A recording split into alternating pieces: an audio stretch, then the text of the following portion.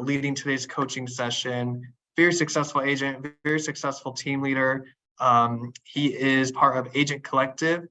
And I think before we actually jump into today's topic of, preparing yourself for listings and standing out, and, as we dive into that topic, Geoff, can you give us a little background of just, how you got into real estate leading up to, organizing Agent Collective? Sure. So I guess my first real estate experience was on the client side. And my fiance and I at the time were out looking at houses. And it was right around the time when Zip Realty had first given access to the consumer to do their own searches. So it was no longer the days of going into the real estate office and having to flip through a book with your realtor, or just using the MLS on the realtor side and having to completely count on the realtor to deliver the data. Okay. And we had a horrible realtor. And she was, you could tell she was making money hand over fist. She was not taking us to the properties that we wanted to see, and then being really pushy with us once we got there. And literally, I'll never forget the moment where she told a seller that happened to be in the house at a showing, "We'll be back and we're going to offer on this house." And she hadn't even discussed it with us. And it was definitely a big no for us, that house. And so I kind of stepped back and I started looking at online and started doing my own searches and starting to direct her to tell us, to tell her where we were going to go. And then reflecting on all that, I had a lot of fun. Like that whole process, I enjoyed it. And I realized that there's an opportunity to bring value into that industry. If someone is being that successful and delivering that core level of service, there's a huge opportunity for me to step in and really deliver a different kind of experience for clients. And so that's what I set out to do. And then 2008 hit while I was getting my license. And at that point, the financial meltdown happened, and I had to take a step back and ask the question, how do I bring value? In a market that's completely melting down, short sales and foreclosures across the board, how do I bring value? And I started taking on foreclosure listings at that point. And from there, I had a client ask me, "Hey, you're crushing it with us. You're one of our top agents around the country. Do you handle commercial?" And it was an opportunity to bring value. And so I ran down the brokerage hallway and banged on the commercial guy's door. I said, "Hey, you want to go 50-50 on some foreclosures with me?" And so he and I partnered for about 50 transactions before he retired. And then when the foreclosures went away, I had the choice. I could stay exclusively in commercial, or I could, again, take a step back and look at where can I bring value. And you're going to hear that repeatedly with me, because we're going to talk about that in the listing presentation. Okay. So where can I bring value? Well, throughout my experience of having 30 to 50 signs up across the valley at any time, I had to have a team. I had to have a team of people that were helping me, because I couldn't take all those buyer calls, especially when I was working that many listings. And so I had started a couple teams throughout that experience, and realized that the traditional team model that we're taught stinks. It's awful. It's very like team leader centric. It is not focused on the agents, and it's not giving the agents of the team what they need in order to be successful.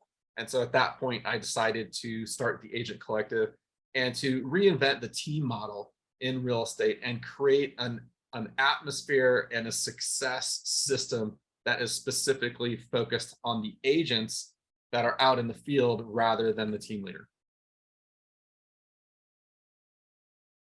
I love it. I think that's, to be able to see the perspective and journey of, we all have that. It's more common than I hear that, well, it was because of an experience that I had with my agent when we were buying a home or something, and that kind of led me down into this field, and,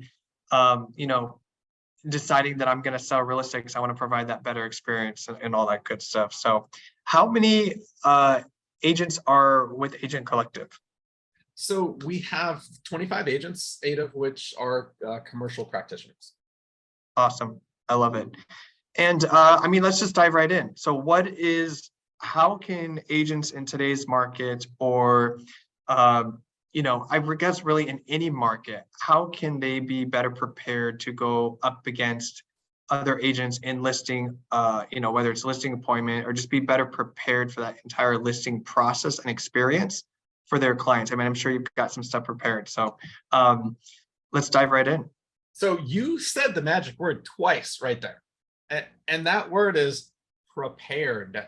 Yeah. When you are going to help somebody understand the value and the sale process and the needs of a particular property, you need to be prepared.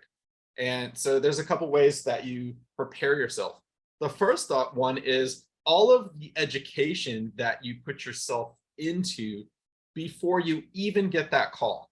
So you are prepared to have a real estate conversation. You are prepared to understand how to set an appointment with a seller. And then once you get to the point where you're going to go to the house, you've done all your research and you have all your materials ready in order to bring the value that that particular client is looking for. And I'm going to give you an example. And, I literally, as soon as I get off this meeting, I am going with 2 of our agents to go do a listing appointment. And this was a phone call that I received yesterday. So how was I prepared for that? Well, it's a probate situation. So it's the sister of somebody who's passed away. And so I was prepared to understand the probate process. And one of the great ways that you build trust with clients is you ask the right questions. You ask the right questions. And I'm going to say that again because it's so important. I did not sell myself on that phone call. I did not talk about how many deals I had closed. I didn't talk about the agent collective. All I did was ask important questions. And so I asked, who are the important players in this process? What is your involvement and your role? Are you a signatory? Have you hired a probate attorney?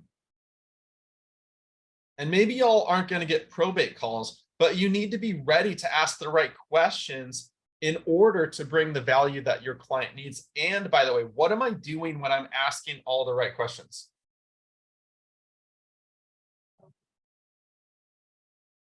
Do I need to say, I know how to solve your problems if I'm asking the right questions? When I said, hey, you know what? Here's an additional service that I can offer you. If you haven't done this already, I can actually do a time of death valuation, which I know your attorney is going to need. Is that something that I can help you out with as well?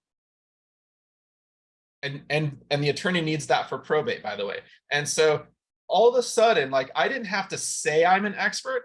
I asked all the right questions to show that I am an expert. So that's some experience, but it's also being prepared and educating myself on probate. I didn't just magically know how probate works. I educated myself. I took a class. I talked to a probate attorney. I've worked with a couple clients and learned my way through that process. So preparation is huge, and asking questions is very important with setting yourself up for success with listings. Here's the other thing that I did. I set the appointment. I didn't ask her if she wanted to think about it. I didn't say, I didn't ask her what the next step was, and I didn't set the appointment for next week. I said, how soon can we get together? And that's a really important thing. If you're going to be a listing agent, you have got to move quickly. So phone call yesterday at 3:00. We are meeting today at 3:00.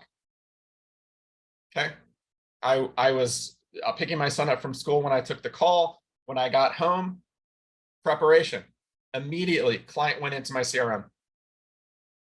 Reminders were set. I confirmed with her via text message our conversation and made sure that she had my contact information. And then I called her again this morning to check in, as well as to ask permission if I could bring a couple agents that would like to shadow me today.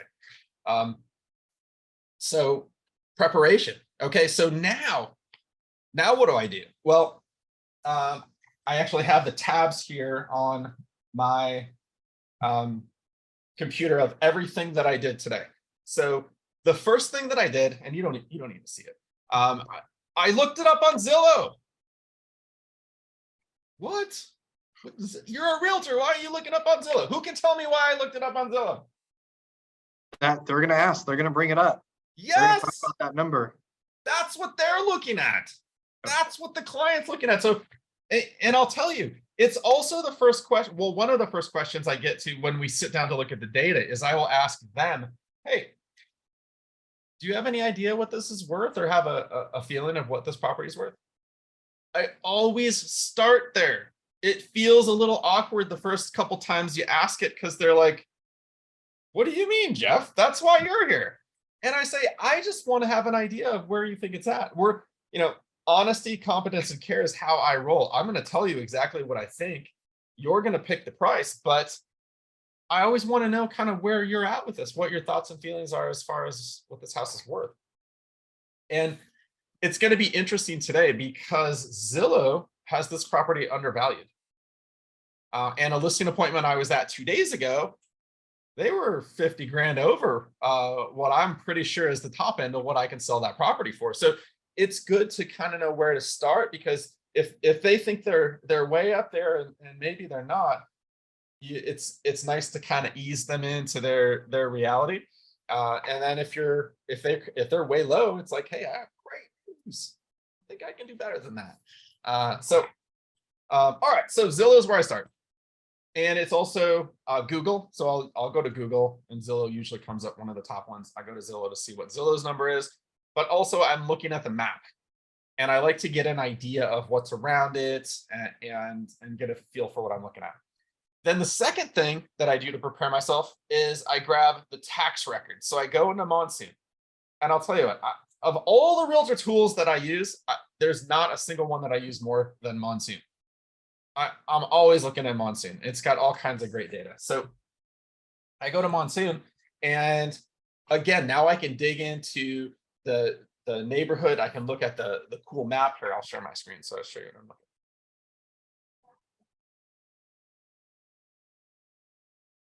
So you've got a map. I've got the property highlighted immediately about Monsoon. It's kind of cool. I can see other properties that have sold somewhat recently with a value. I can zoom in and out. I can kind of figure out where it is in the neighborhood, what's around it. Like, look at all these apartments over here. Like, here's a giant mall.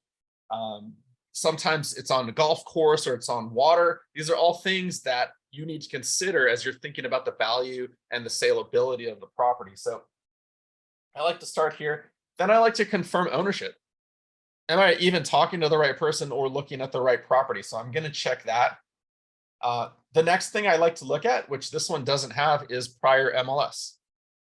So I like to browse through the last photos from when it sold, if they're available, and kind of get a sense of the property and just kind of look through the data. So 1,500 square feet, the age of the unit. I like to get the bed and bath count, by the way. If you didn't have that conversation with the seller already, you want to get the bed and bath count for when you're doing your comp analysis. And by the way, if for some reason you're trying to comp something out and you don't have that bed bath count, oftentimes you can grab that square footage, especially in kind of the cookie cutter neighborhoods, and throw that square footage in a neighborhood search. And oftentimes that model, you'll see it repetitively sold throughout the years, and you can get a pretty good idea of some of the characteristics of that property. So little trick there. All right, so once I've done that, then everything I do is kind of based off this tax record. So now what I like to do is I like to grab the subdivision, just in case I can't find the address in MLS. And then I'll go to MLS, I do my quick search, and I always start with the address. So I'm going to put the address in there because I want this address to show up in the rest of the data that I'm going to present. And so in this case, there is no past MLS history on this one. The guy owned it for that long. But if it did, then when you prepare your comps, it shows up in there, and it's just a cool little line item that matches up and validates the rest of my data to show that I'm on the right path. I'm similar square footage, I'm similar lot size, I'm in the same subdivision. And I'll show you here. So preparation is the key word, right? So one of the ways that I prepare as well is I have a custom data view in my MLS. It's got different columns that I like to use when I'm doing data analytics on properties. So I've got the MLS number, I've got the status, the address, the price, then I've got the encoded features. I've got the year, interior levels, bedrooms, baths, approximate square footage, price per square foot, subdivision, lot square footage, days on market, list and sold, price per square foot, closing date, originally list price, loan types, when the status changed, when it went under contract, and then finally over here, oh, there's the close of escrow date. So if you didn't know that, you can go into MLS and you can customize your own reports that show the things that you want to see. And these are all things that are key to value. And that's why I throw them in there. And I like to see them quickly. And this was a little bit of a challenging search in that this is a 1558 square foot home. All of the other recent comps were in the 1,300 square feet. So I had to keep expanding out to see if I could find something that had a couple extra 100 square feet in order to really bring a decent representation of value to this client. And I love this report because I can just quickly look at, all right, my search results came out okay. I've got all single levels. I've got a price or a square foot range that's very similar. I've got similar lot sizes. You know, worst thing you can do is show up to a listing appointment and have bad data and be like, well, you know what, Geoff, we're familiar with that property. It's on a 5-acre lot. You know, we're on 5,000 square feet here, so I'm not quite sure why we're comparing. So just something that I do in preparation. All right. So the next thing that I do is an RPR report. Oh, and look at that. RPR report is ready for me to download. Just rang the bell. All right, so there's my RPR report. Now, I, for the life of me, spent a couple years avoiding RPR reports. And why I avoided them is because the data was terrible. So it would pull, like it would have some algorithm that would pull a bunch of data for you. And then those comps just wouldn't match up. What I figured out later is you can change the comps in there. And in fact, for the Agent Collective, we even have an admin that will do that for us. But even if you're not going to make any changes, I would still use this report. And why would I use this report? Well, it's pretty. So look at all these cool things. I mean, I'm not even reading this to tell you what it is, but it just looks cool. I mean, there's data in here, there's colors, there's graphs. Like when someone shows up to my house with a heat map on it, like they must know what they're doing, right? And so even if you don't go comp to comp on this, but you just leave this for the client, it's really cool. It's all about their house too. So yeah, I'm going to leave this with you. I didn't prepare this, is what I'll tell them. But it's a really cool tool to learn more about your house, to learn more about your neighborhood, and to understand the market. So I will print these off in beautiful color and I will bring them with me to present them. Here's the comps, and look at these terrible comps. 675,000. Like that is a terrible comp. So you might want to make that disclosure to your client that please don't look at the comps, but everything else is good, or even just take them right out. Or if you have the time, update them based on the research that you did in MLS, and then it'll be beautiful. All right, so the next thing I do is prepare the listing agreement. So I'm going to prepare that. and print off a couple copies and be ready to go. All right, so let's see. So I'm just looking at my list here of everything that I do. I made sure to put the client into the CRM, and I set my reminders, especially if the listing appointment's not for tomorrow, right? Hey, we're not selling for 6 months, but we just wanted to see what it's worth. Okay, in the CRM, in a reminder. And if you don't have a CRM, then your first step in being a successful listing agent is to get one. And I'll tell you the very best CRM in the world. It's the one that you use. So anything, pick one, but get it going. All right. So then I did the Zillow search. I did the tax search. I ran the comps, prepared the RPR, got my listing agreement ready. And now I'm gathering my listing materials. Okay, so what are my listing materials? So I printed off the tax record. I've got my listing paperwork. So now I have a little folder, and we prepare these for all the team members.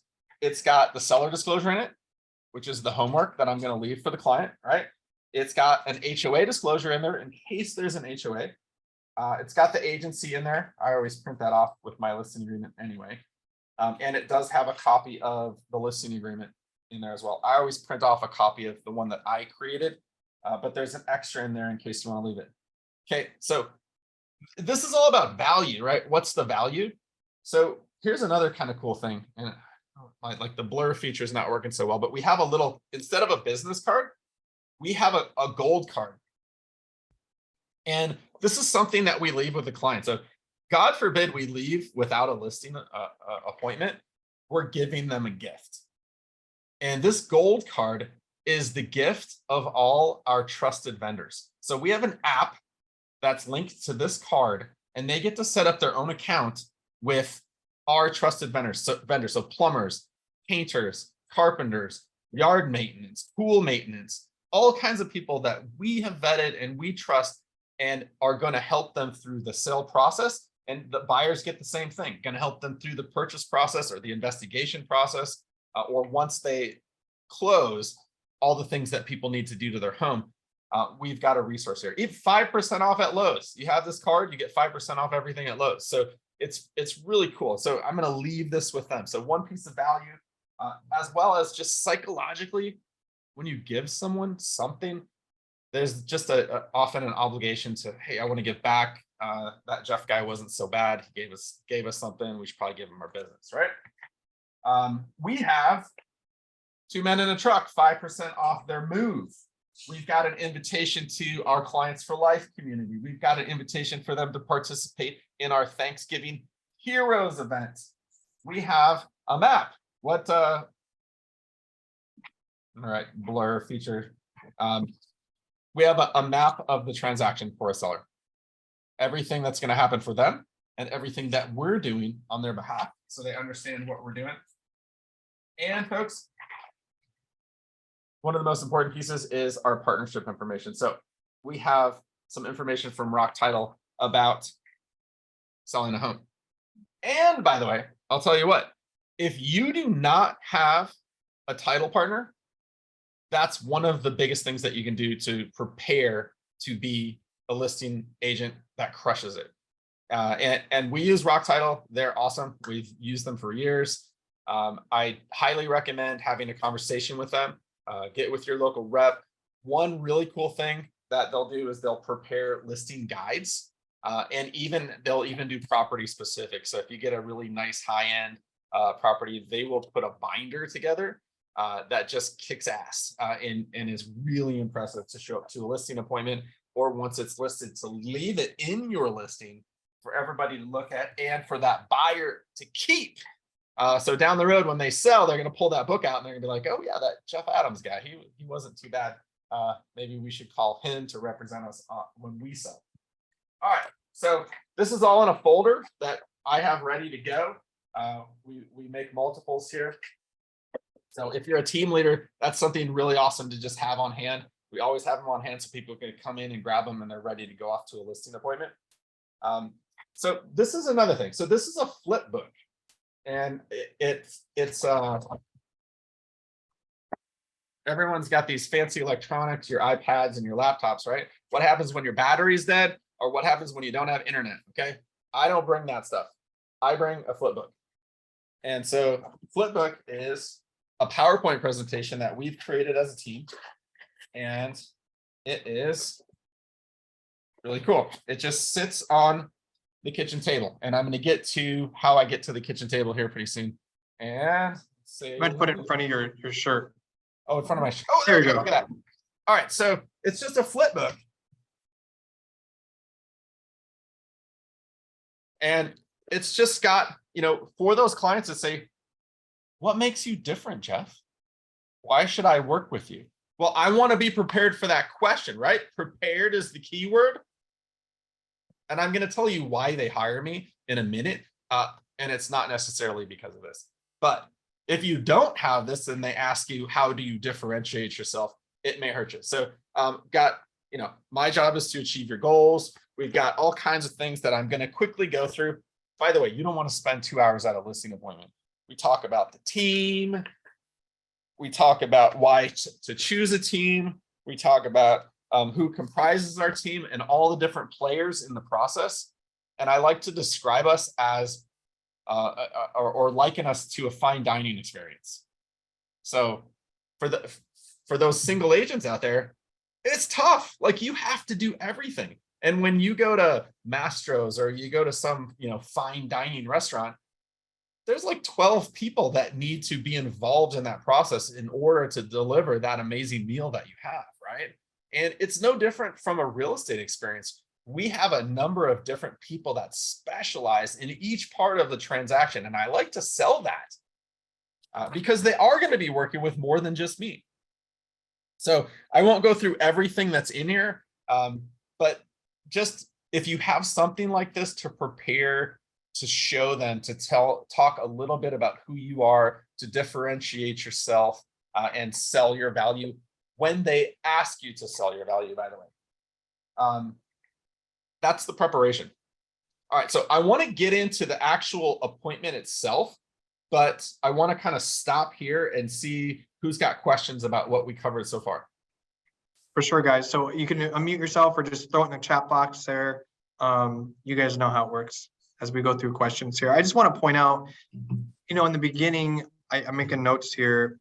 I think I love that you brought up asking more questions, digging deeper, because I think agents and just humans in general, we're afraid to ask additional questions, right? It's a touchy subject. Maybe every seller situation is unique, so you're afraid to kind of dig a little bit deeper. But it is so imperative for you guys to ask those questions. And it does the opposite than what we think about. It kind of gives them the mindset, okay, he's interested. They're interested in my listing. They're professional. They're asking certain questions so that we can come together collectively to make a good decision. So definitely ask more questions. All right, I have to piggyback on that. I mean, it's so important, folks. So when we're reaching out to folks, there's two ways to approach it. And the wrong way is, hey, Justin, it's Geoff Adams from Realty One Group Agent Collective, and I'm calling from the best team in Tempe, Arizona. We are #1 across the board, and here's all the reasons we're great, right? No, people do not want to be sold. It's, hey, Justin, you reached out for some help on this through this resource. Tell me your story. Yep. That's it. And then after Justin tells me a story, my next question is, hey, will you tell me more? Tell me more about that. Why is that important? How is that going to change your life? And slowly but surely, you're going to develop a relationship with this person. You're going to understand their pain points and their pleasure points and why they called. And they're going to understand that you actually care. You care enough to listen and to hear their story.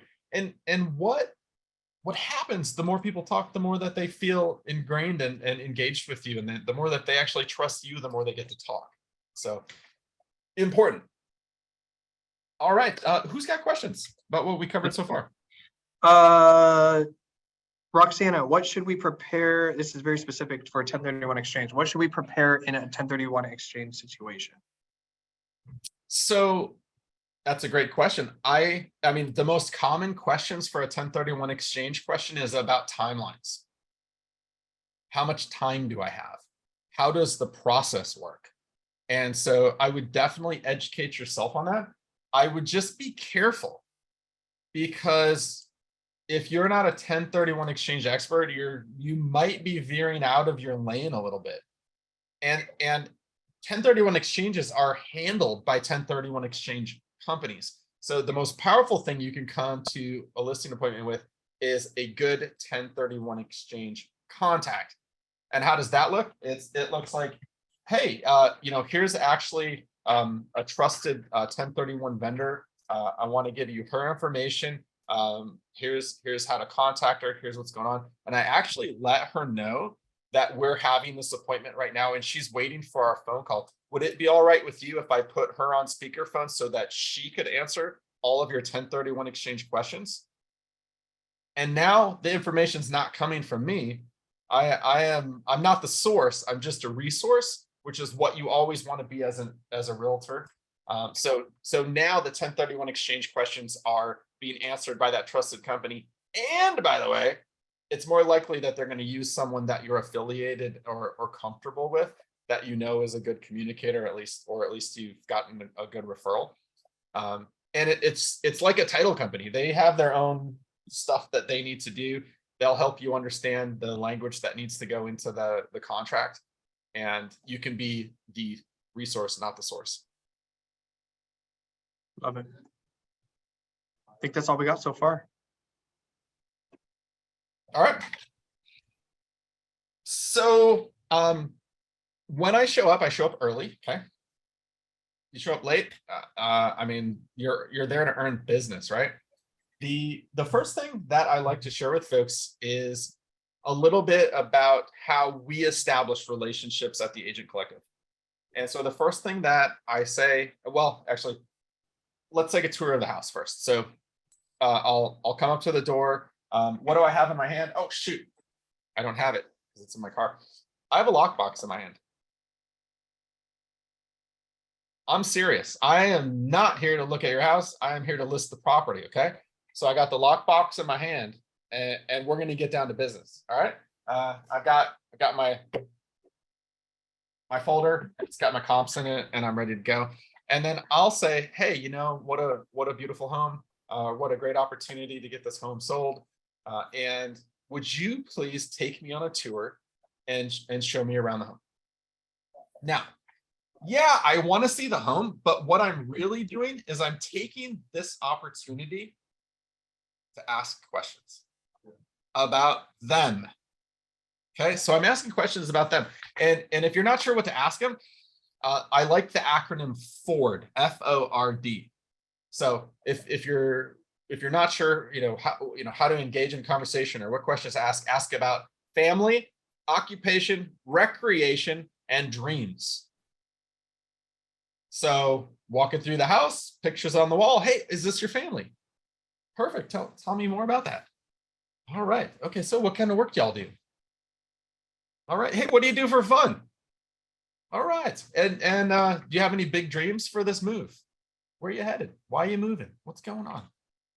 And so yeah, here's the master bathroom. Oh, that flooring needs to be fixed. Oh, that's leaking. Is that something we need to worry about?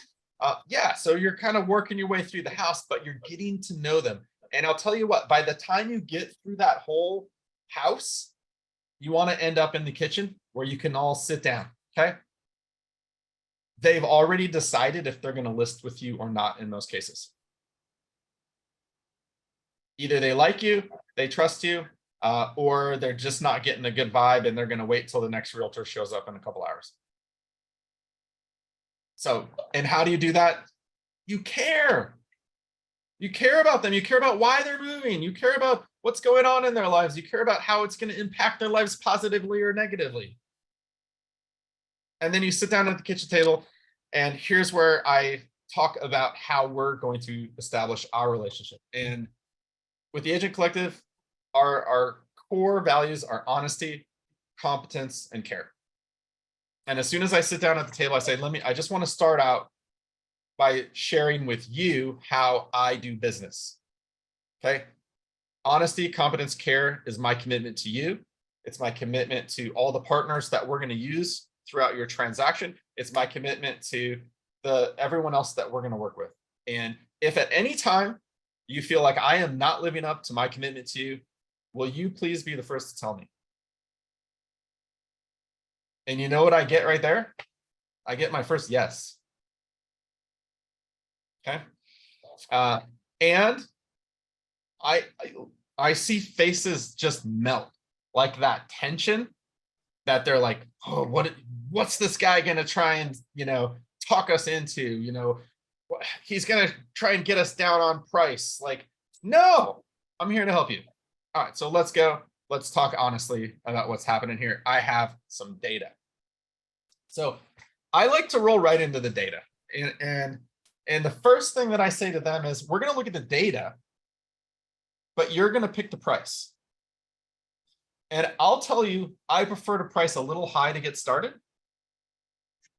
And then there's some more melting that goes on when I say that, because they were expecting me to try and price it as low as possible, because all realtors care about is getting that commission and getting it sold as fast as possible, right? No, I'm going to price it as high as possible, and then we're going to take it down from there. So a little bit of strategy, and why I do that and why it's important is I never want to undersell my client. I mean, if it looks like it's a $500,000 property and they say, yeah, let's list it at 500,000, I always say, can we start a little higher? Can we price it a little higher? Can we do 550 for at least 2 weeks just to see what happens? I never want to undersell them. And you never know when the neighbor's looking to buy. You never know when it's just somebody's house that they have to have, and you're going to hit one out of the park. And guess what? We don't have crystal balls. We're not magic when it comes to picking what the market's going to do. Maybe we were wrong. Maybe we were a little bit low on that price, and we got an offer, 5 offers on day one, and we went, oh, SH. Maybe we should have priced a little higher, right? So I always like to hedge a little higher, just to protect the client and their best interest. The other reason is I never want to be stuck at one price for too long. And with getting their permission to price high, I also ask for permission to reduce regularly. And that's part of that process. And it's very powerful, folks. So I will list it at whatever price that you want. The only thing that I ask is, if we don't get the traffic and we don't get the offers, that we continue to bring that price down little by little until the traffic and the offers start to come. And at the end of the day, I'm not going to pick the sale price. You're not going to pick the sale price. The market will decide the sale price. Now, you can decide to sell or not at that price, but at the end of the day, the market's going to decide for us. So are we in agreement that, hey, we're pricing high, and we're going to bring the price down until the interest level starts to hit enough that we have some offers to look at? Who doesn't that make sense to? I'd say 90% of the folks will be like, that's a great plan, let's do it. And so now we're ready to go, and I have everything that I need to be successful in that relationship. Now, there's 10% that will say, Geoff, if I don't get $1 million for this, I am not selling. I'm going to Airbnb it, and I'm going to rent it, and I'm going to give it to my kids, and I'm going to leave it to my dog, or whatever. Like $1 million is my number. Okay, let's go. Let's list it. Which, by the way, maybe that's an $800,000 house. They want $1 million for it. Am I going to walk away from it? No. Why not?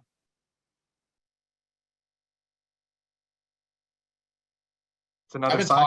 I've been talking too much. I should be asking you more questions. That's the theme of the conversation, right? So tell me, why do I take a $1 million listing on an $800,000 house? Because you've already explained to them that you're going to be reducing the price after every couple of weeks. If you're not getting the traffic, and what if they tell me no? Eric, thank you for speaking, but what if they tell me no? $1 million and that's it. I'm not taking any less. Why do I still put my sign in the ground? So the neighbors see it. Say again, Rebecca? So the neighbors see it. Yeah. Business begets business in this business. I say that all the time. There's so many things you can do with a listing to generate more business. Even if it's a neighbor calling you going, Rebecca, what are you smoking over there at Realty One Group Agent Collective? How could you put $1 million on this house. Because that's what my still client gonna- asked me to do. Yes. Well, geez, well, what do you think your house is worth? Well, we don't know. Could I stop by? I'd love to have a conversation with you about what your house is worth. So, and you're going to get buyer calls. You're going to have drive-bys. Like whatever it costs you to put that sign in the yard, you're going to generate more business off of that. So, and my sign sitting at the sign installation yard is doing nothing for no one. All right. Open houses, the neighbors will be nosy. There you go. Anyone know how to do an open house? Maybe that's another topic. All right, so Effective open houses. yeah, so now I'm at the kitchen table and I'm going through the data. And folks, I don't show up with less than 3 sold comps and 3 competitive comps. And I like to call them competitive comp. They're actives, right? And so when we look at the data, I like to look at it and we'll look at the close. Hey, here's what this one sold for. Here's what this one sold for. Here's what this one sold for. Are you familiar with any of these? Oftentimes they are. They know the neighborhood. They've been watching. And I'll say, how do these compare to your home? Again, I'm asking questions. I'm not telling them anything. I'm providing the data and asking questions. How do these compare to your home? Well, this one is this, and this one's a little bit better. This one has a pool. Ours doesn't have a pool. That one's got a garage. We got a carport. Okay, cool. All right. So based on these sold properties, kind of where do you feel like your home falls in? Well, it kind of falls in here. Okay, so based on that, what do you think your home's going to sell for? I know you wanted $1 million, but based on these $800,000 sales in the neighborhood, including the house next door, that's exactly like your house. Where do you think your home falls in? Okay, moving on. Now let's look at your competition. So based on your timeline, do you want to be the next home to sell, or are you okay to wait 6 months, wait for some other properties to sell, kind of see which direction the market's going to go and hope it goes up? Well, no, we have to leave. We need to go. Okay, so you need to be the next property to sell then is kind of where you're at. Perfect. Okay, so let's look at the competition then. Put your buyer hat on for a second. And when we look at the data, here's 3 properties in the neighborhood, priced at $825 and $835. Which one of these do you think is going to sell first? Okay, perfect. Now, if we insert your property in there at $1 million, where do you think it's going to sell in order of things? And I mean, I'm being exaggerating a little bit for the million, maybe. But whatever their price is. So you want 850. Okay, so now we're at 825, 835, and 850. So if the buyers are going to choose to look at 3 houses on Sunday, what 3 are they going to look at in the neighborhood, you think? Okay, so just looking at the data. Perfect. So now we've looked at the data, we've looked at the closed, we've looked at the competitive properties. And do I kind of sound like I know what I'm talking about? I do. Maybe I'm a good person to work with, and I haven't even sold myself yet. Okay, I haven't even gone into how I differentiate myself yet. And then at that point I say, hey, how are you feeling about all this? Would you like me to go through my presentation about all the safety features and everything else that we've got, or would you like to just get the paperwork going? And so you know what about the dog? And so or they'll say, yeah, we'd like to see this. Why don't you show us what you got? And I'll flip through it quickly. And some people want to see it. Some people are like, you know what, let's just go. I'm ready to go. And then the final question, once I've gone through the presentation, is, hey, do you have any more questions before we sign the paperwork? And if you write anything down today, write that down. Do you have any more questions before we sign the paperwork? And then, you know what? Someone's going to have a question, or they're going to have 15 questions. But now your job is to objection handle. And so this is an emotional moment for a lot of folks. They're kind of insecure about the process. They're not sure what they're getting into. They're afraid of people coming into their home. They don't want to move, but they have to. There's some realizations that are coming on right now. And so there's a lot of objections and emotions that often come up at this point. So you need to be ready for that and just say, hey, you know what? whatever they say. So let's say they say, you know what, we're not going to be ready. Based on what you said about our leaky sink, we'd like to get that fixed before we go on market. You know what? No problem. So what I'm going to suggest is let's get all the paperwork done today. And I'm just going to write in here that we're not to go on market until authorized by the seller approximately 2 weeks. I'm going to write that right in there. Just here, will you just initial that for me? Perfect. I'm going to initial for you. Okay. Do you have any more questions before we start the paperwork? Oh, what about the dog? Okay. Well, what about the dog? Can you take the dog with you? Yeah, we can do that. Perfect. All right, cool. Do you have any more questions before we start the paperwork? And you just keep that process going. And you're going to sound like a broken record with some folks, but just keep doing it. Keep doing it. Pretty soon they're going to say, nope, no more questions. All right, sign here. And I like to have it highlighted. So I'll highlight everywhere they're going to sign so I can move them quick. I've got 2 pens in my pocket or in my packet for the 2 people that might be there to sign and knock it out. And the goal, folks, for the listing appointment is to not leave without it. And one of my mentors said there's 2 kinds of listing appointments. There's one where you take the listing at the appointment, and then the other kind is someone else gets your listing. That's it. As soon as you walk out that door and, hey, think about it. Hey, we've got another interview, whatever it is. Once you're out that door, usually it gets listed with someone else. So it's really important to be prepared and then be prepared to alleviate all the objections and be accommodating. And folks, one of the things people say, well, I'm just not comfortable with this. Like, what if we don't like you? What if things go wrong? Just make it happen. Like, don't ever lie to anybody, but maybe offer to say, hey, I'll tear this agreement up if we get a month in and you feel like I'm not doing my job. Like, I've definitely offered to end listing agreements early if that's what it takes to get the listing, because you want to get it signed before you leave. Otherwise, someone else is going to get it. All right, I think that's all I got. I want to get a couple of questions. I know we're getting near the end here. This is awesome stuff in here. Lisa Weber had a question. How do you handle the commission in your ER signing? Maybe that conversation. How do you handle that conversation? It's printed off at my office, 6%. Well, will you take less? No. I'm not a discount broker. I have a whole team of folks that is working behalf of you to get this property sold. We've got a professional marketing team where we're going to have a professional photographer in here. We're going to do everything to get you top dollar. And, if you're considering working with a discount broker, I just want you to understand they're going to do it at a discount. And while you may be saving a couple $1,000s on, shaving off 1% commission, what you're risking is leaving on the table tens of thousands of dollars because they didn't put you in front of the right buyer. And the right buyer is the one who's going to pay the most. And how do we find the right buyer for you? We get this listing out everywhere.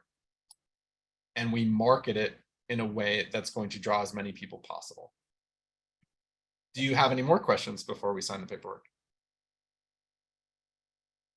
Can I follow up on that? I'll tell you what. If the difference between taking that listing at 5% or walking out that door without that listing because I stuck to 6%, what am I going to do?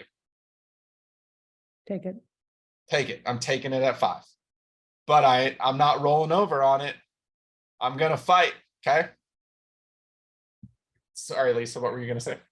So as a follow-up, so as you're going through the ER with them, you're specifically going through those spots where you have filled in data, correct?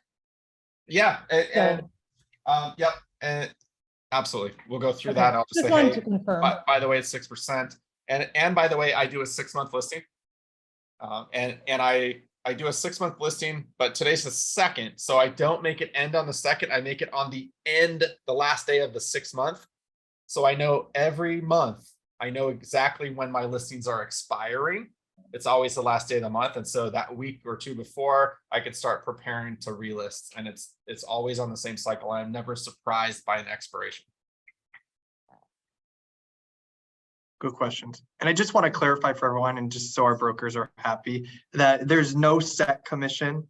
It's all negotiable. So whatever your business model is, or whatever structure you have in your business as a real estate agent, that's what you go for. I think the big point here, and Geoff, I'm glad you brought this up to talk about, is, you know, whatever commission or pay structure or business model that you choose to go with, have the confidence to back that up, like he's saying. Have the confidence to say no, right? You can always get it done cheaper, of course, but guess what? The quality, the experience is going to be cheaper. It's not going to be great. So if you're choosing not to be one of those discount agents or brokers, absolutely be prepared. And just like what Geoff showed you with that listing presentation, make sure you are prepared to combat those conversations. And you deserve it. You deserve whichever commission you choose to have. You just got to be able to strong enough and have that confidence to hold it there. So really good question, Lisa. I appreciate that. Real quick, I know Christine, I want to go back up. Christine, you had a question. How do you deal with clients who want to list the property way over today's market value? Also, do you recommend offering seller concessions from the start in today's market? Okay, so first question, honesty, right? I'm very honest with them. And in my $1 million example, yes, I like to list high. I will definitely list your property at $1 million. When we're looking at the data, though, it looks like an $800,000 property. So I want to set the expectation with you that that's the data that the market will be looking at. I will market the heck out of it. I will do professional photography. We'll do open houses, whatever we need to do in order to meet your goals. But I want to set the expectation with you that it's more likely we sell this closer to 800 than $1 million. Are you okay with that? Sometimes they are, sometimes they want a believer in there. But I'm honest with them. I'm not going to set their hopes at $1 million if I don't see it. But that doesn't mean I'm not going to work my butt off to meet their goal at $1 million. And actually, I did have that happen recently. Literally, we had an $850,000 house, and the guy said, "I'm not selling it for less than $950." And I said, "Okay, let's dig into this." And it was a land lease in Scottsdale, and so he didn't own the lot. But we got him his number by sitting back and thinking strategically. And what we did is we went to the leasing company and we bought the lot. So now we took him out of a land lease that buyers don't understand and they don't want to deal with. And who wants to own a $650,000 house or something like that with no, actually it was a $650,000 house, not an $850,000 house. But once we paid $200 for the land, it was now worth $950. And so, you know what? It's about digging in, really understanding your client's goals and getting creative and doing what you can. And in this case, we won. We hit a home run. I love it.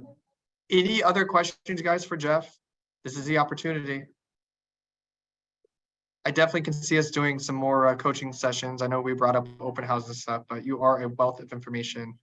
I know the agents have been sending me a message that they're loving this, so I really appreciate you joining us today. Quickly, just to kind of recap, we talked about questions. I was just taking notes on things that kind of stood out for me and what I see agents come up in our sessions, asking more questions. Don't be afraid to dig deeper. Continue that conversation. Just like Geoff said, it will form that relationship, right? It kind of forms that bond.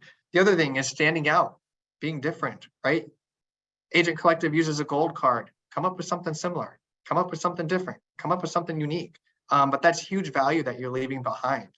To have a list of vendors that you've already vetted, good experience with and everything, that is huge to be able to leave behind.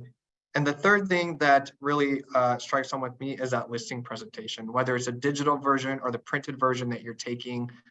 But it's not just for your clients and potential sellers. It is for you as an agent professional to be confident in your listing presentation. What do you provide? What value do you offer? And how are you standing out? I mean, what he has here with this flip book, simple, easy, but it stands out. I almost guarantee you, most agents do not show up with something like this. So already showing up with a listing presentation that's solid, something similar to this, you are already standing out. So just a little cool note on that, we'll have the client version on one side, and then when you flip it on the back, you can have a similar slide with some talking point notes. Oh, I love that. So just a little tip if you're gonna put something like that together. These are like $25 on Amazon, $20, something like that.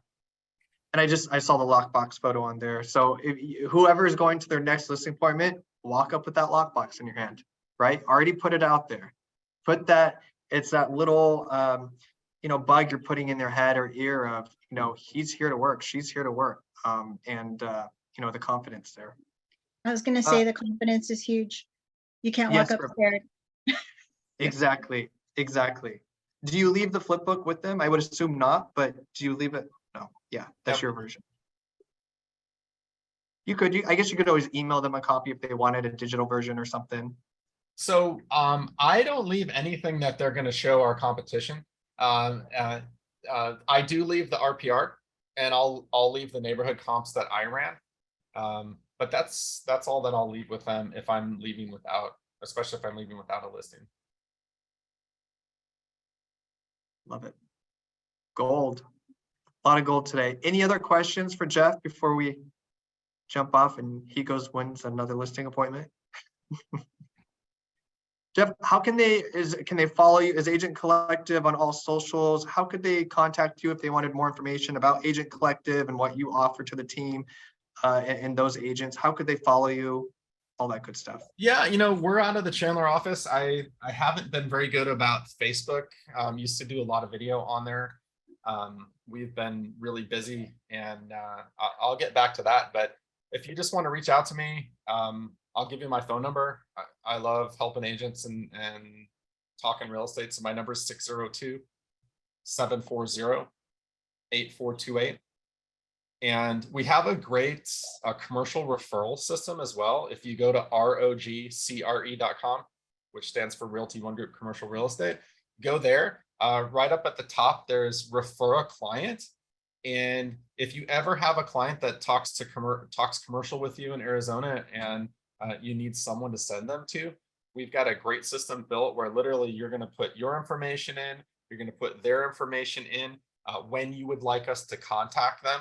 And then when you hit submit, it literally kicks you out a signed referral agreement. It drops all of their information and your information into our CRM. And one of the commercial agents that specializes in that particular type of real estate will reach out to them based on your instruction. And we'll get you a great referral fee. We'll follow up with both you and the client, of course, and get that business taken care of for you.